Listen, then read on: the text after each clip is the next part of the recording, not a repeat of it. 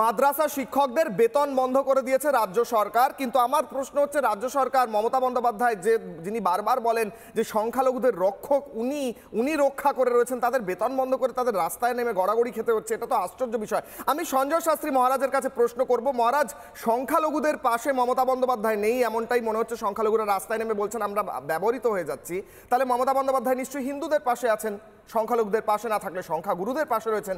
1 minute Sanjay Shastri মহারাজ। আসলে উনি মূলত কারুরই পাশে নেই, উনি একমাত্র ভাইপোর পাশে আছেন। না উনি হিন্দুদের পাশে আছেন, না উনি যাদেরকে আমরা বাংলায় সংখ্যালঘু বলছি, সংখ্যালঘু এই কথাটা বোধহয় শব্দবন্ধটা ঠিক নয়, এরা হচ্ছে দ্বিতীয় বৃহত্তম জনজাতি।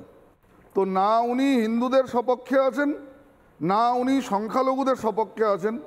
সংখ্যালঘুদের তিনি ভাওতা দিচ্ছেন, পেট ভরে খেয়ে হিজাব পরে আর দুটো হাত উঁচু করে বিসমিল্লাহির রহমানির রহিম।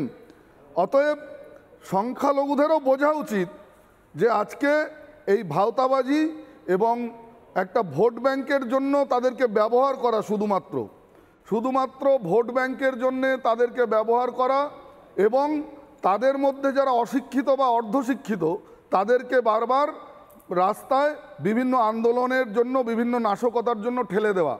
এছাড়া উনি সংখ্যালঘুদের জন্য মূলত কিছু করেননি। উনি যদি কিছু করে থাকেন সেটা ওনার ভাইপোর জন্য করেছেন।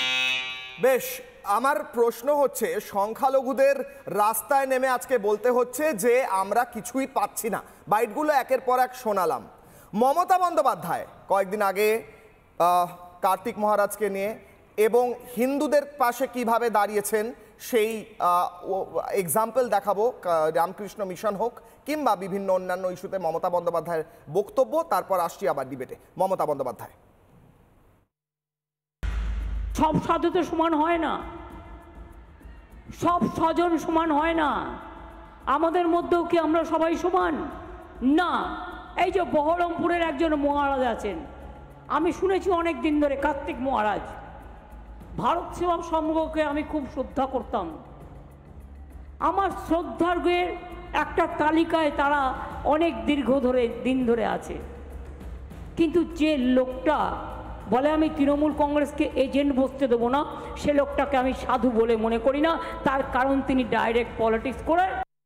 আমার তো নলেজেই নেই কোনো জায়গায় কোনো গণ্ডগোল হয়েছে বা কোনো আশ্রমের পর কেউ আক্রমণ করেছে। আমার কাছে তো কোনো ইনফরমেশান এলো না, আমি তো জানতে পারলাম না। আমাকে একজন সাংবাদিক বলল সে নাকি এনকোয়ারি করে দেখেছে, এটা ওদের নিজেদের পারিবারিক ব্যাপার। অনেকে আপনারা জানেন জমি দিয়ে দেয় নানা ধর্মীয় কাজে, তারা কাজে লাগান, এটা এরকমই একটা কোনো ব্যাপার, এটার সাথে রাজনীতির কোনো সম্পর্ক নেই।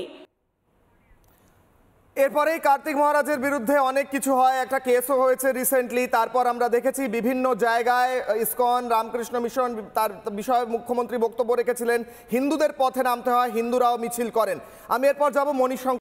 নানা ধরনের কন্টেন্ট দেখার জন্য লাইক করুন, শেয়ার করুন আমাদের ফেসবুক পেজ, সাবস্ক্রাইব করুন আমাদের ইউটিউব চ্যানেল। পাশাপাশি অন্যান্য ব্রেকিং নিউজের জন্য অবশ্যই চোখ রাখুন রিপাবলিক বাংলায়।